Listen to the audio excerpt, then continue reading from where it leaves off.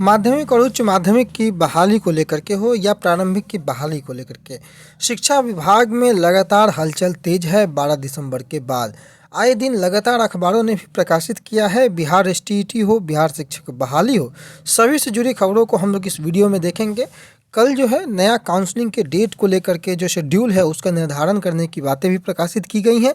कल नया शेड्यूल आने वाला है जिसमें देखना ये दिलचस्प होगा कि शिक्षा विभाग जो है वो कब तक आने वाले समय में इस बहाली की प्रक्रिया को पूरा करने हेतु काउंसलिंग की तिथि और साथ ही साथ नियुक्ति पत्र के वितरण की तिथि क्या निकालती है या फिर से सिर्फ काउंसलिंग की तिथि को जारी किया जाता है। सभी बिंदुओं को देखने के लिए इस वीडियो में अंत तक बने रहें। आप लोगों का स्वागत है हमारे चैनल पर।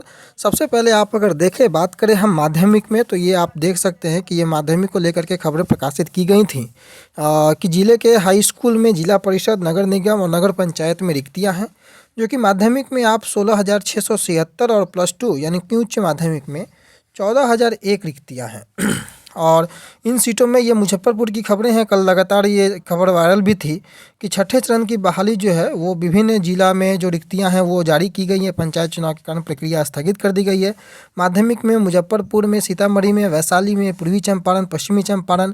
उच्च माध्यमिक में भी जो जिले हैं उनमें जो सीटें हैं उन सीटों को जिला परिषद, नगर निगम, नगर पंचायत, सभी जिलों में जो तीनों प्रखंडों में या जिला पंचायत हो, नगर निगम हो, जिला परिषद हो, नगर पंचायत हो, सभी में जो सीटों का वितरण है उसका आंकड़ा यहाँ पर पहले भी हालांकि सरकार ने प्रस्तुत किया था, अभी पुनः इसको प्रकाशित किया जा रहा है।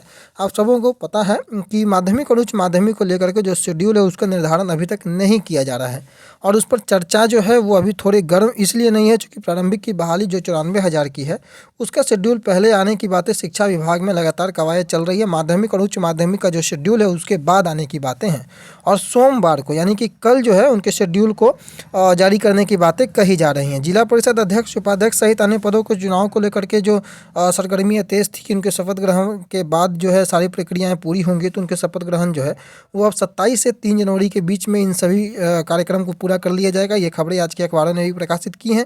तो एक जो दुविधा और थी वो दुविधा भी समाप्त होने लगी है।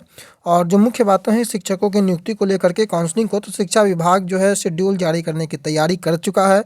और अगर आप इसके खबर को पढ़ेंगे तो राज्य में छठे चरण की स्कूली शिक्षकों की नियुक्ति के लिए शेड्यूल अब जल्द जारी होगा। पंचायत चुनाव को लेकर आदर्श आचार संहिता की समाप्ति के साथ ही छठे चरण की 8वीं जो शिक्षक नियुक्ति है शेड्यूल जारी करने की प्रक्रिया अब शुरू हो गई है। शिक्षा विभाग के उच्च पदस्थ सूत्रों के अनुसार राज्य में छठे चरण की प्रारंभिक शिक्षकों की नियुक्ति को तृतीय चक्र की जो काउंसलिंग है उसका शेड्यूल सोमवार को जारी होने का संकेत दिया है। मसला यहाँ पर केवल प्रारंभिक क्या है, तो माध्यमिक और उच्च माध्यमिक की बातें अगर आप देखेंगे तो यहाँ पर नहीं कही गई हैं। क्योंकि 14 से 22 तक जो शेड्यूल था वो सिर्फ प्रारंभिक का है और इस पूरे खबर में प्रारंभिक की ही बातें की गई हैं। अगर आप माध्यमिक की ओर अगर आप आएंगे, जो कि स्टेट के अभ्यर्थियों के लिए बड़ा इंपॉर्टेंट हो जाता है एसटीईटी का बहाली, क्योंकि इसी से डिपेंड होता है 7th फेज। अगर छठा फेज अगर कंप्लीट नहीं होता, छठा फेज जो है वो 10 दिसंबर तक पहले प्रस्तावित था जिसको कैंसिल कर दिया गया था पंचायत के आदर्श आचार संहिता के कारण।